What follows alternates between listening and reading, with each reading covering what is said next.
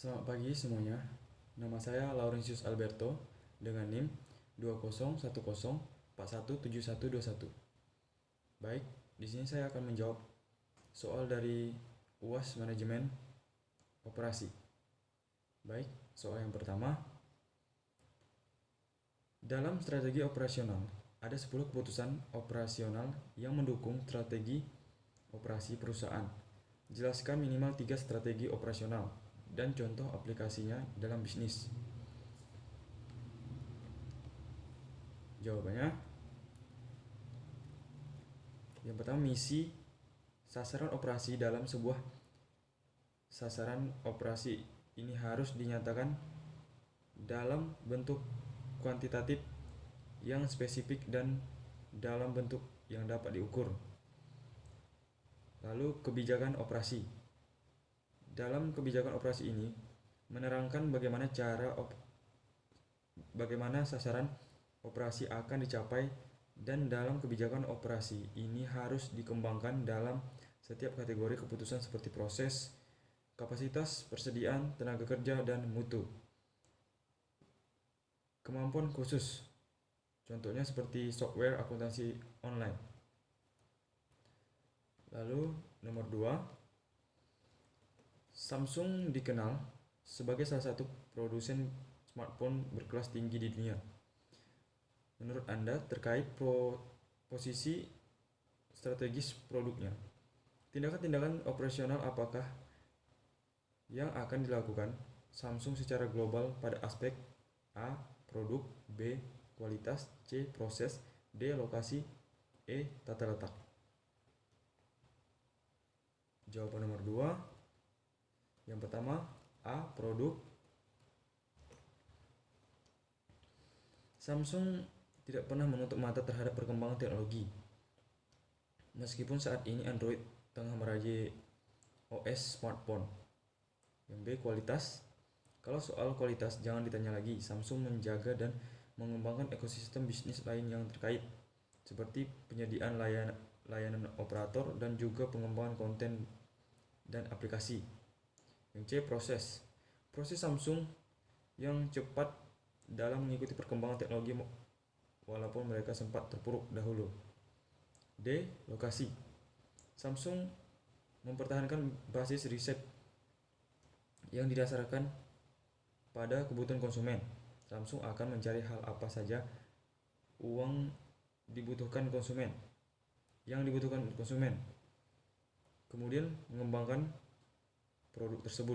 Lalu Samsung mencari lokasi yang paling strategis untuk menggait konsumen. E. Tata letak.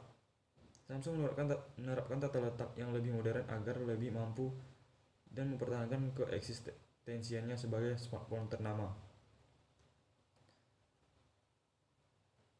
Lalu nomor 3, jelaskan apa yang dimaksud dengan value engineering atau perekayasaan nilai dalam proses desain barang dan jasa.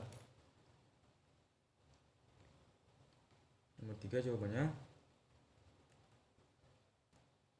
perekayasaan nilai atau value engineering adalah evaluasi sistematis atas desain engineering suatu proyek untuk mendapatkan nilai yang paling tinggi bagi setiap uang yang dikeluarkan, dan mengkaji dan memikirkan berbagai komponen kegiatan dalam kaitannya antara biaya terhadap fungsinya dengan tujuan yang untuk mendapatkan penurunan. Lalu nomor 4, dalam strategi pengembangan produk, selain alasan optimalisasi sumber daya internal, alasan lain yang adalah eksternal. Produk development strategis. Sebut dan jelaskan minimal 2 strategi eksternal yang dapat digunakan perusahaan dalam pengembangan produk tersebut. Yang pertama, strategi ekonomi, yaitu usaha memperhatikan kondisi dan keadaan ekonomi di sekitar perusahaan. Pertimbangan utama meliputi tersedianya kredit dan jumlah pendapatan disposable di pasar tertentu yang dapat mempengaruhi perkembangan perusahaan. Lalu strategi teknologi, di mana perusahaan berusaha berada di atas perubahan teknologi dan menggunakannya untuk mendapatkan lebih banyak penjualan produk dalam periode waktu yang lebih singkat. Lalu nomor 5, sebuah perusahaan produsen minuman tradisional di Surabaya sedang menganalisis berbagai biaya dalam berbagai kegiatan operasional mereka terkait kualitas produk. Dari hasil analisis, mereka menemukan sejumlah fakta. Sering terjadi barang retur atau dikembalikan dari distributor karena kardus rusak dan kemasan minuman pecah. Perusahaan belum menerapkan diagram kendali pada salah satu mesin pengisian minuman. Karyawan sering menumpuk kardus terlalu tinggi atau banyak, melebihi jumlah yang diizinkan, sehingga beberapa kali terjadi tumpukan roboh dan merusak produk. 3 karyawan baru sering melakukan kesalahan pengoperasian mesin pengisian minuman. Berdasarkan informasi di atas, klasifikasikan jenis-jenis biaya kualitas pada fakta-fakta di atas. B. Apa yang dapat dilakukan perusahaan untuk mengurangi biaya kualitas pada setiap fakta tersebut? Baik, jawabannya. Klasifikasi jenis biaya dengan pengambilan keputusan. Biaya yang beda di bawah tindakan alternatif atau biaya yang merujuk pada biaya yang mempengaruhi keputusan penjualan minuman. Adanya biaya standarisasi yang sudah ditentukan pada harga dan pertimbangan yang masuk akan berdasarkan kualitasnya suatu minuman yang diharapkan para distributor, seperti pengalaman sekali saat minuman yang di kardus rusak dan yang pecah, dan harus dihitung dengan jumlah yang sudah dianggarkan agar jika bisa tidak terjadi lagi segala bentuk kerugian yang sudah diperhitungkan.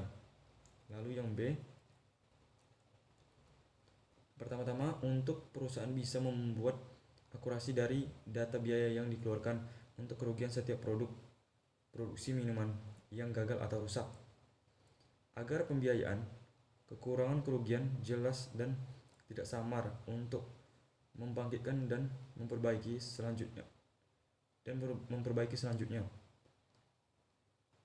Pentingnya sehingga perusahaan sendiri bisa memiliki dan menimbang terkait perkembangan keuangan dari kasus yang sebenarnya sudah cukup merugikan pihak perusahaan dan pihak perusahaan bisa dijadikan evaluasi bersama para pelaku kerja.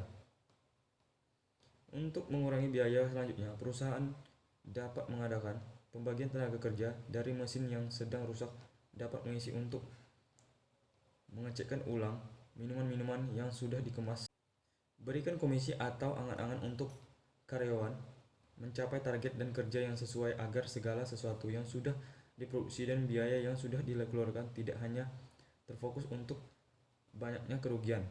Dengan pengembalian barang retur dapat dilihat segala kesalahan yang terjadi dari tenaga kerja langsung atau produksi yang kurang baik, sehingga kualitas dari minuman pun dapat terseret sekalipun perusahaan terkenal.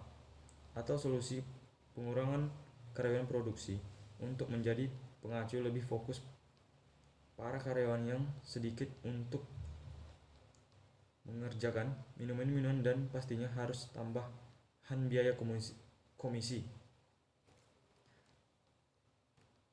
Lalu nomor 6, Starbucks merupakan salah satu brand kopi terkenal di dunia dan sudah merajai pasar global. Namun ternyata Starbucks harus menutup banyak outletnya di Australia karena kurang diminati oleh masyarakat Australia. Alasan utama adalah Starbucks banyak menjajakan minuman dengan rasa manis seperti latte, coklat maupun cappuccino. Sedangkan masyarakat Australia tidak menyukainya. Menurut Anda, apakah strategi lokasi menjadi sangat penting bagi perusahaan. Dan berdasarkan kasus Starbucks, faktor apakah yang menjadi penentu lokasi perusahaan? Jelaskan pendapat Anda. Menurut pendapat saya, strategi lokasi sangat begitu penting, sebab dengan lokasi yang strategis perusahaan dapat memperbesar peluang demi mendapatkan konsumen. Sebaliknya, apabila lokasi usaha kurang bagus, maka penjualan pun nantinya kurang maksimal. Cara memilih atau menentukan lokasi tempat usaha yang strategis akan mempengaruhi kesuksesan dari bisnis yang akan dilaksanakan. Dan dalam kasus Starbucks di Australia, Starbucks tidak mampu menyesuaikan bisnisnya dengan lingkungan sekitar di Australia. Starbucks dinilai terlalu agresif untuk mendirikan pasarnya dengan sangat cepat tanpa memperhitungkan bagaimana mengintegrasikan model bisnisnya dengan pasar Australia. Namun Starbucks tetap gencar membuka kedai baru, sehingga pasar Australia merasa tidak ada yang istimewa dengan Starbucks. Karena istilahnya Starbucks selalu ada, sehingga tidak terasa eksklusif bagi pasar Australia untuk relasi yang bagus dengannya. Lalu nomor 7,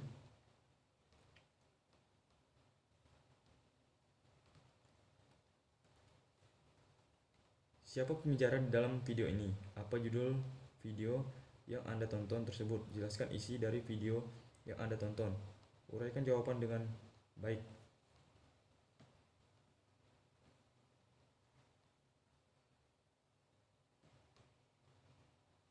Pembicara dalam video adalah Dr. Insinyur Adi Djoko Guritno, MSIE.